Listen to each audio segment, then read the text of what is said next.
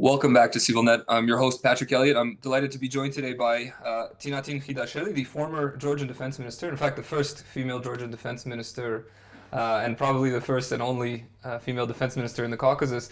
But today is the current head of Civic Idea, a Georgian think tank, reaching out to us from Tbilisi. Mrs. Khidasheli, thank you so much for joining us. Thank you for having me. So, as a veteran of Georgian politics, can you give us a little bit of a deeper understanding of the current political situation in Georgia and the state of democracy itself? Well, state of democracy is kind of a joke at this moment in Georgia because democracy is disappearing day by day, hour after another. What we are witnessing is unseen and honestly unbelievable. I could have never imagined in my worst nightmare that we would have some unidentified streets of Tbilisi going after the active citizens, protesters, beating them up, standing in front of their parking lots and houses, kidnapping them, because this is literally what is happening.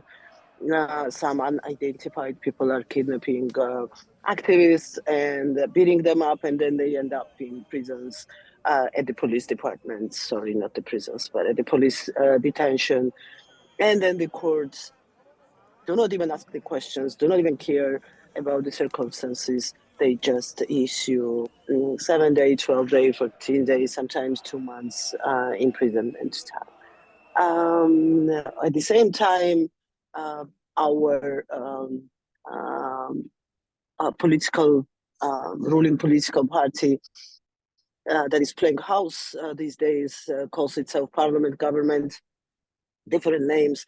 All they do for this week is putting together pieces of legislation, basically preventing basic freedoms, being it freedom of assembly, freedom of association, freedom of expression, freedom of speech. That's where we are. Tomorrow, country is gonna have presidential elections, which is another joke. It is all accompanied by non-recognition from any democracy out there except for Armenia. Unfortunately, my government got congratulations from Armenia. Yeah, but we have no choice, to be fair. We are not in a great neighborhood. We don't have that luxury, as you well know.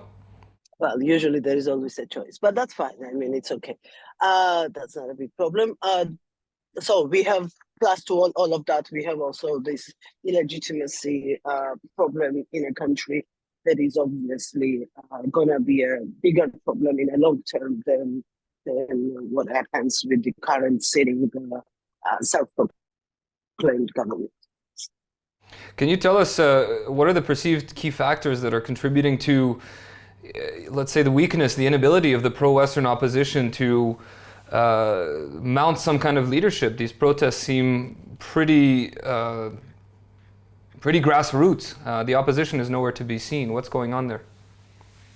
No, opposition is there. Of course, they are seen. They are always on the streets. But the whole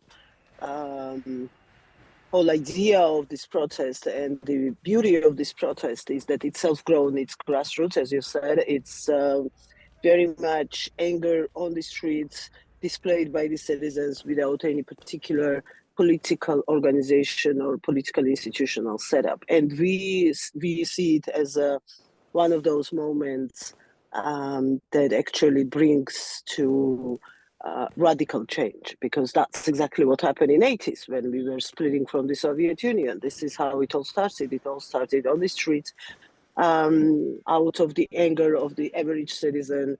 And after that, at a later stage, it was joined and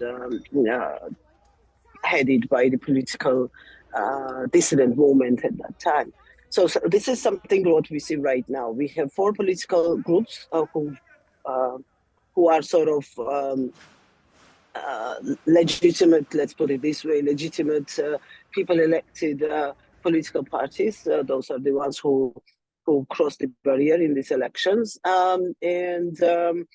They are leading the scene, politically speaking, in terms of negotiations, in terms of communication with our international partners. But locally, it's a very much people-driven protest all over the country. In whole Georgia, we have protests in 40 cities.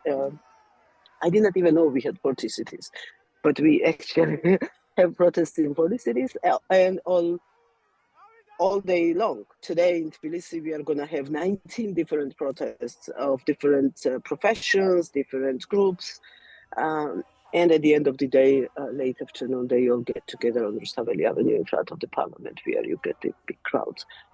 So we have a sort of a protest calendar that is, as I said, tomorrow we have the so-called presidential elections. Then on 16th, 17th, there's going to be European Union Council meeting where decisions will be made about Georgia. And I believe that the anger will sparkle again and we will have even more people out.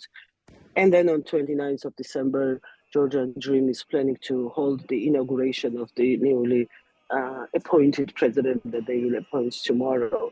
So that's kind of a political protest calendar we are looking at. And hopefully, meanwhile, there will be some solutions found. And where do you see this this going? What are some of the potential end games that you can see with this protest movement in Georgia? Yeah, I think that it's kind of a sort of a zero-sum game, basically from both sides. I don't think that at this moment right now, either people or Georgian Dream have any plans to back down. But normally, as it happens, people always win.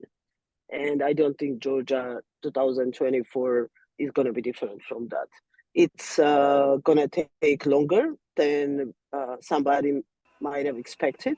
The government is going to resist. Georgian Dream still has a monopoly on power.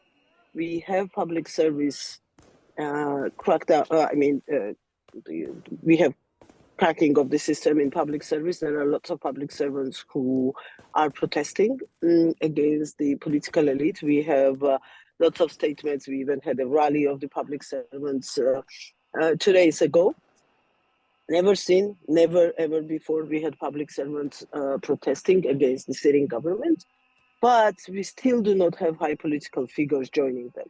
As soon as there will be first signs that a minister or a sitting member of parliament from the ruling party splits, that's when the system will fail. And I don't think there is too much time left before that happens. Because at the end of the day, when you see the kind of violence that we are witnessing now, I believe that they also have this societal or psychological, or call it whatever you want, pressure that it is happening in front of them in their city against the people who are probably friends of their kids or their neighbors. So it's we are getting there. We are getting there. I hope that without any particular, even more severe complications, we will end this crisis before the end of the year. Given your background in defense and security policy, what are the fingerprints of Russia in all of this? What do you see as being the most obvious moves that they're making? Well, the biggest intervention we've seen was obviously the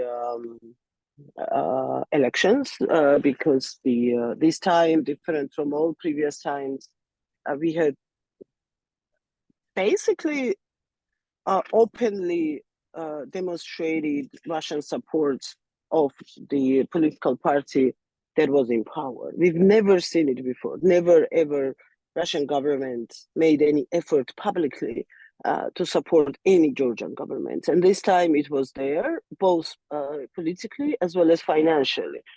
Right before the elections, we published 2 consecutive reports, my organization, about the Russian money in the elections. And it's all fact-based, documented. Almost 65% of the money that came to the ruling party was coming from Russia, directly generated from Russia.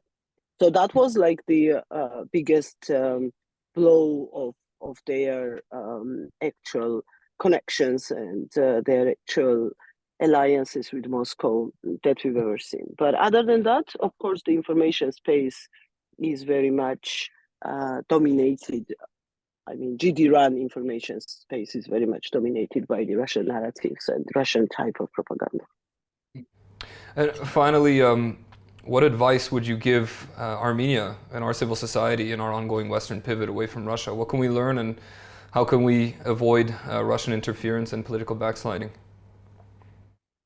I think this is the time when we have to learn from Armenia from years back when you had your own revolution, and there is a lot of communication going on between the civil society groups. We very much appreciate all the advice and support we are getting from our colleagues there. But when it comes to Russian interferences, obviously, I think what makes Georgia a strong case, even with this current government, is that people here, big West majority of the people, including public servants, are very clear about Moscow's goals, Moscow's ambitions, and about the trap that we are getting in if there is any closeness with Russia. I think that this kind of resistance and resilience that Georgian society shows against everything where Russian footprints shows up is the best way to go for any country in Russia's neighborhood. Because again, whatever government does, at the end of the day, it does not really matter if the society is resilient and has strong reactions. Every second,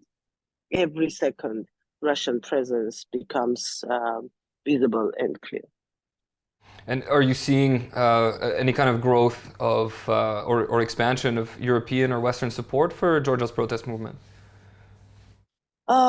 Well, it's there. I mean, politically speaking, we always felt it. Now it's time for action. Last night, US announced yet another package of sanctions against the government members, parliament members, Georgian high political elite. We are over 120 people right now.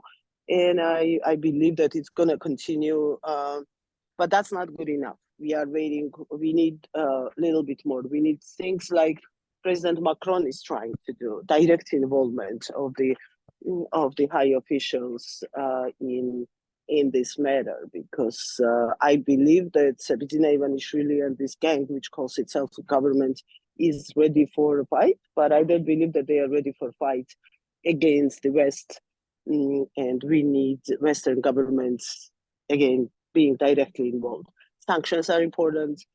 All the cut and shortage of support assistance, non-recognition is important, but it is very high time to get involved, bringing them to the negotiation table about the elections, new elections to be happening in Georgia sometime soon. Tinatin Khidasheli, thank you so much for watching.